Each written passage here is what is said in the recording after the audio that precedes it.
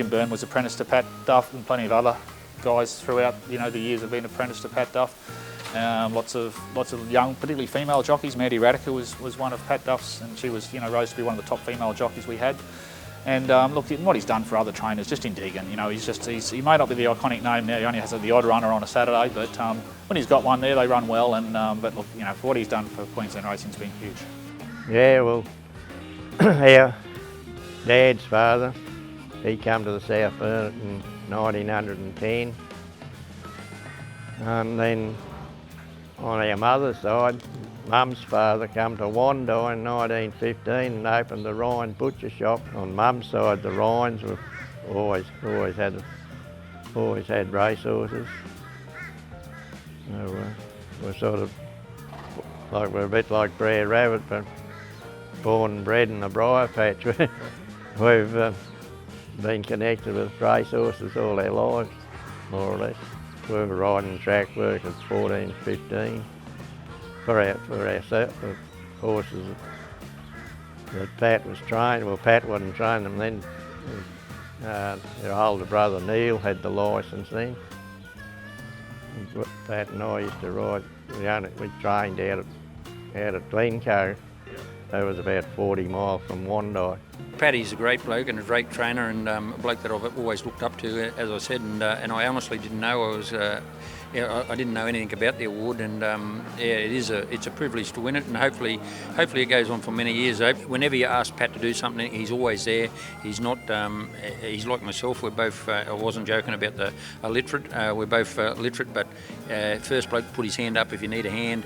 First bloke to back you if you're in an argument. He'll be there if he believes that you're right, and he's very good with apprentices. I've actually taken after him that way because he's had a number of really good apprentices, and he's a good trainer. He's still training winners at his age, which is probably into the 80s. I think I'm very chuffed about it.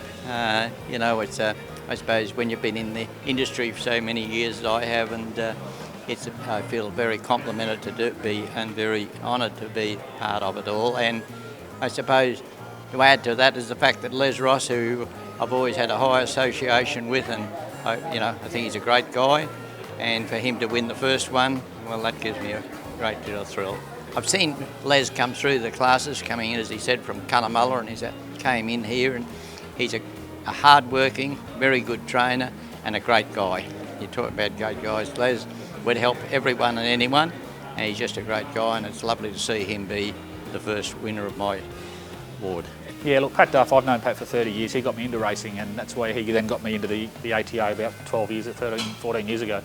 And Pat's done a huge amount for the industry, and just looking after mentoring jockeys, mentoring other trainers, through his life. I mean, he's well into his 80s now, and we wanted to honour what he's done for the Queensland racing industry now, and we obviously had our first inaugural winner of the Pat Duff Trophy. And we're basically choosing someone who's going beyond normal sort of behaviours. They're doing extra, they're looking after their mates. And Les Ross, who won it this year, Les, is the first guy to go and visit someone in hospital. If anyone's in hospital, and people don't know that, he's up there. And whether someone's in trouble, if they break down, he wouldn't drive past someone who was broken down even if they had the favourite in his race. That's what Les Ross is like. And people who know him, he's a knockabout, but he's just a genuine guy with a heart of gold. And for him to win that, for Pat, to acknowledge what Les has done for our industry and for what he's done for the ATA particularly, and in Queensland, it's fantastic for Les, and a great acknowledgement for what Pat's done through racing. Now we can keep that award or that Pat Duff Trophy going on now for forever.